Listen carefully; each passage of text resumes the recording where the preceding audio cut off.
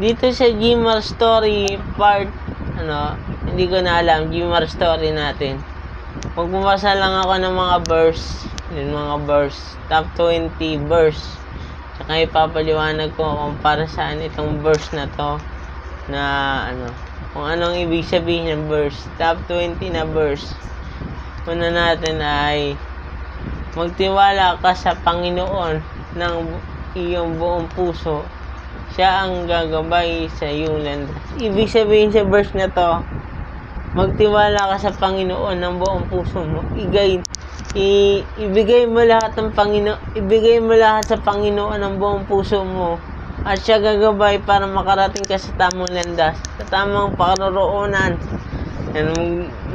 Ibigay mo sa Diyos ang buong kaluluwa at puso mo, para ang iyong landas ay gagabayin ang iyong landas patungo sa paroroonan mo pagdating ng araw. Next natin. Ilagay kay Yahweh iyong suliranin, alahanin, ipagtatanggol rin ang tao matuwid, hindi niya bibiguin. Lahat daw na magtiwala sa Diyos, ibigay daw sa Diyos ang lahat ng suliranin at alalahanin. Kasi pagtanggol ka ng Diyos, hindi ka bibiguin ng Diyos, gagabayan ka niya palagi. Nakasulat yan sa mga awit 55.22. Yan, sinabi ng Bible dito. Lahat ng suliranin natin, ibigay natin sa Panginoong Diyos at gagabayan tayo. Next verse is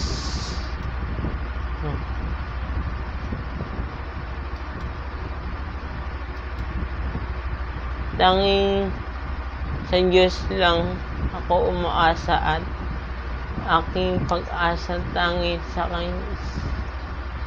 Kanya. Ibig sabihin, ang tanging Diyos lang, sa Diyos ka lang umaasa, at ang aking pag-asa ay tanging nasa Kanya. Siya ang gabay, siya ang magkakamit sa iyo patungo sa pag-asa mo.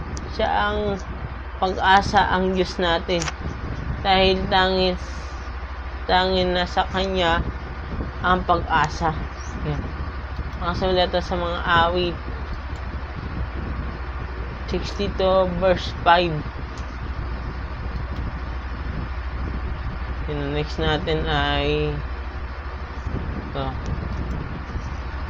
Pagkat ang ating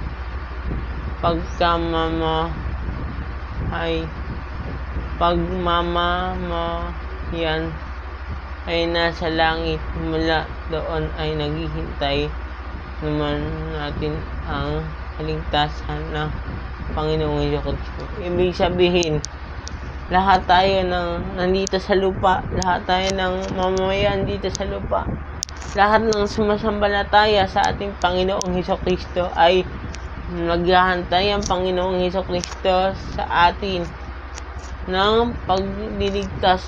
Ang Panginoong Jesucristo, siya, bali, naghihintay siya sa langit, na lahat ng mamayan na nananalig sa Panginoong Jesucristo ay hinihintay niya patungo sa langit. Kaligtasan, tinubos tayo ng Panginoon, tinubos niya tayo sa krus, dahil yun ang kaligtasan. Nakasulat dito sa Pilipos 3 verse 20. Sinulat ito sa Bible, nasabi, naghihintay ang Diyos sa atin.